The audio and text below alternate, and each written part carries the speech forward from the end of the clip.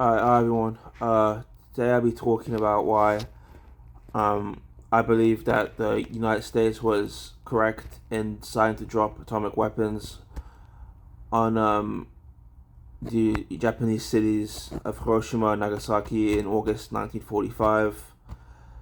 Um, the main reasons for this was to ultimately was to end the Second World War after 6 years of fighting. It was not a decision taken lightly by President Truman, but ultimately the main reason I believe is justified is because it saved lives. It's ironic that you had to kill people to save lives. The fact of the matter is, yes, Hiroshima killed estimated Hiroshima probably anyway estimated between 90,000 to 146,000 deaths. Nagasaki between 60,000 and 80,000 people died, including many children and women. Estimated many more died from radiation poisoning in the years after the bombings.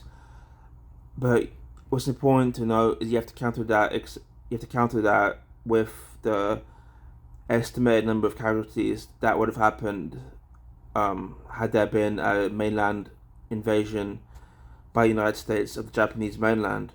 And one thing that's important to know about the Japanese soldiers is the fanaticism, the loyalty to the Japanese emperor and to the Japanese state. In Japanese culture at the time, surrender was considered dishonorable. It's more preferable to commit suicide or to die in battle. This was evident like during the kamikazes, where they would um, have Japanese pilots crash deliberately American American aircraft carriers just to try and kill American soldiers. So the Americans gave Japanese government multiple chances to surrender, such as the Potsdam Declaration. The Japanese refused point blank. It was clear that only such a massive undertaking, such as atomic weapons, was the only option that would get the Japanese to surrender before an invasion, and so that was the main reason for dropping the bombs. It's estimated anywhere between 250,000 to anywhere to a couple million deaths on both sides would have been killed had there been an invasion from the mainland by the Japanese soldiers. We saw how fiercely the Japanese soldiers defended the surrounding islands, just Okinawa. So the war would have dragged on for months, maybe years longer. Millions would have died. So you could look at the millions of lives that were saved by dropping the bombs. And so that's one side, that's the main point of why dropping the bombs was justifiable. There's other reasons that were justifiable, which comes more from national security and balancing acts. So after the war, by the time we dropped the bombs, the war in Europe had been over. Germany surrendered on May 7th, 1945. At that point, it became clear that the two dominant superpowers after that would be the United States and the Soviet Union.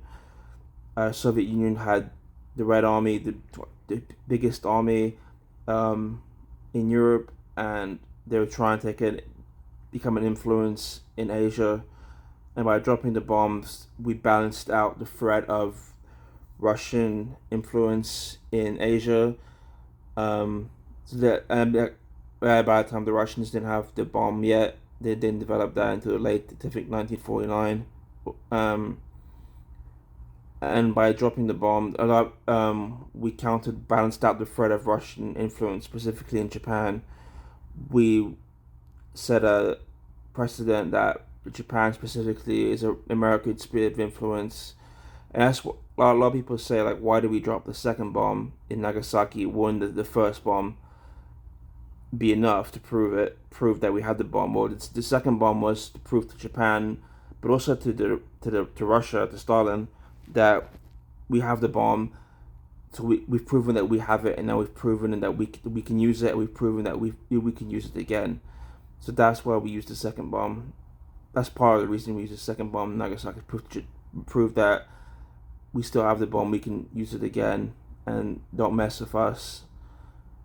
And that's part of the reason. So a second reason why dropping the bombs was for national security reasons, to set a global precedent that we have this bomb, we can use it again, and we can use it again and again and again, and we are the dominant military power on the world stage. We are the only for now.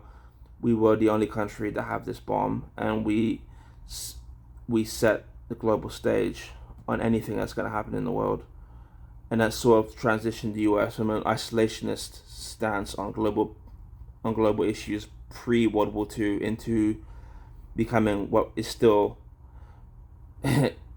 what's still followed today into a very interventionist model on foreign international relations for the United States.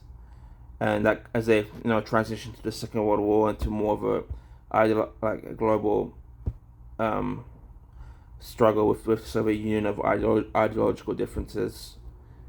And then when Soviet Union developed their own nuclear power, and then and then more countries started developing nuclear weapons, and that's kind of become a big part of